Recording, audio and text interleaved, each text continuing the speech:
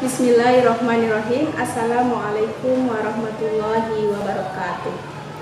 Yang terhormat Ibu Pengawas PAI Kecamatan Cilacap Utara dan Jeruk Legi, beliau Ibu Dr. Anda Anisatul Umniyah MPD. Yang saya hormati Bapak Ibu Guru PAI Kecamatan Cilacap Utara dan Jeruk Legi. Pertama-tama dan yang paling utama, marilah kita senantiasa bersyukur kepada Allah Subhanahu wa Ta'ala atas nikmat yang diberikan kepada kita semua, berupa nikmat sehat, nikmat iman, dan juga Islam. Salawat dan salam senantiasa tercurah kepada Nabi Muhammad Sallallahu Alaihi Wasallam. Beliaulah akhirul anbiya sebagai utusan penyempurna akhlak. Dalam kesempatan ini kita akan belajar bersama tentang 4 golongan manusia yang dirindukan surga. Surga merupakan balasan bagi orang-orang yang beriman dan bertakwa, terlebih orang-orang yang melakukan amal kebaikan dan kebajikan di dunia, di mana menjadi penghuni surga adalah dambaan bagi kita semua sebagai umat Nabi Muhammad Sallallahu Alaihi Wasallam. Dari Anas bin Malik, Rasulullah Sallallahu Alaihi Wasallam bersabda, barang siapa meminta surga kepada Allah sebanyak 3 kali, maka surga akan berkata, ya Allah, masukkanlah dia ke dalam surga. Dan barang siapa meminta dijauhkan dari api neraka, maka neraka pun berkata, ya Allah, jauhkanlah dia dari neraka. Hadis riwayat Tirmidzi.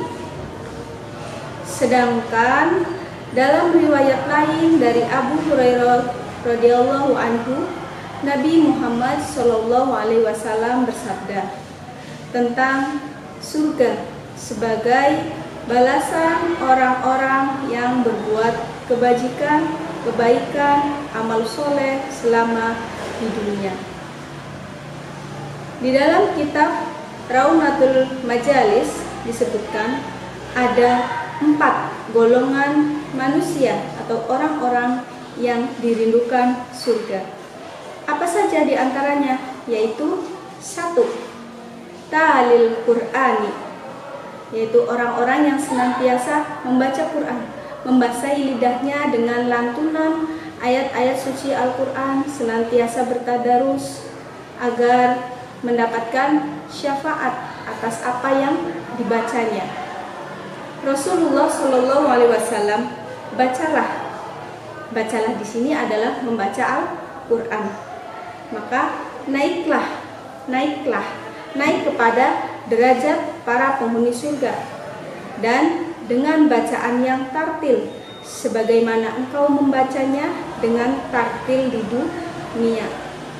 Sesungguhnya kedudukan derajatmu pada kadar akhir ayat yang engkau baca. Hadis riwayat Ahmad. Yang kedua, golongan orang-orang atau manusia yang dirindukan surga itu apa? Yaitu hafizul lisan.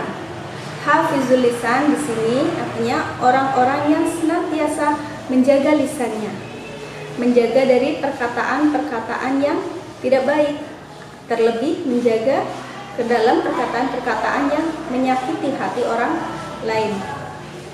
Sebuah cerita ada bahwa sesungguhnya sebaik-baiknya perkataan adalah perkataan yang bermanfaat. Jika kita tidak bisa mengucapkan perkataan-perkataan yang baik, maka hendaklah diam.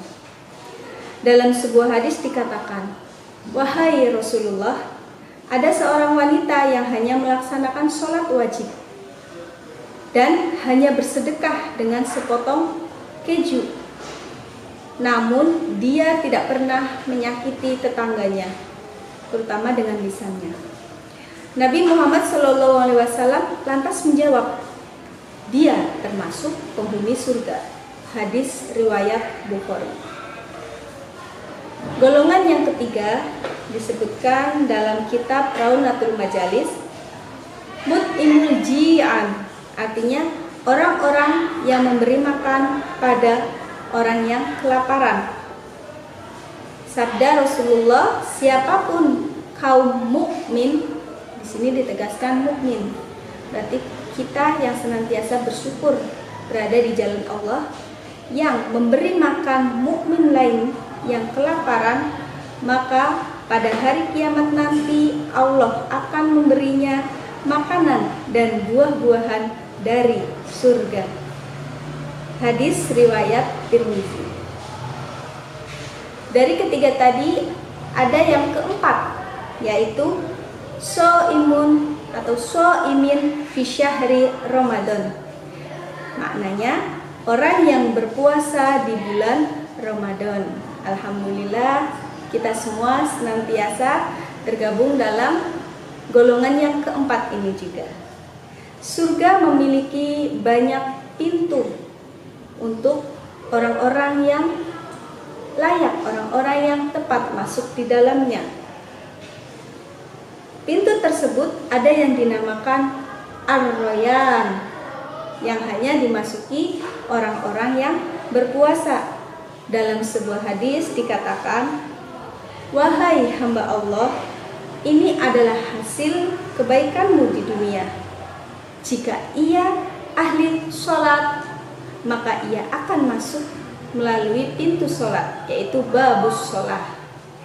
Jika ia ahli sedekah, maka ia akan masuk melalui pintu sedekahnya. Jika ia ahli jihad, maka orang tersebut akan masuk melalui pintu jihad, babu jihad.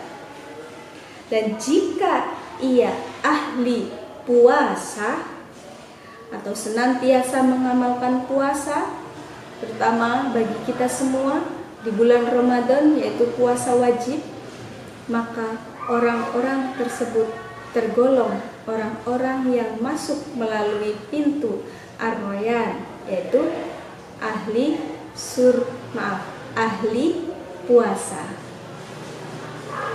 Hadis riwayat Bukhari Muslim. Demikian kultum singkat pada hari ini, pada sore ini. Semoga bisa lebih bermanfaat untuk terutama saya sendiri, dan semoga amal ibadah yang kita semua lakukan dapat mengantarkan kita kepada jannahnya Allah dan kelak menjadi timbangan amal kebaikan untuk kita semua. Amin amin ya robbal alamin. Dari saya cukup sekian, akhir kata mohon maaf atas segala kekeliruan dalam penyampaian. Wabillahi taufiq wal hidayah. Wassalamualaikum warahmatullahi wabarakatuh.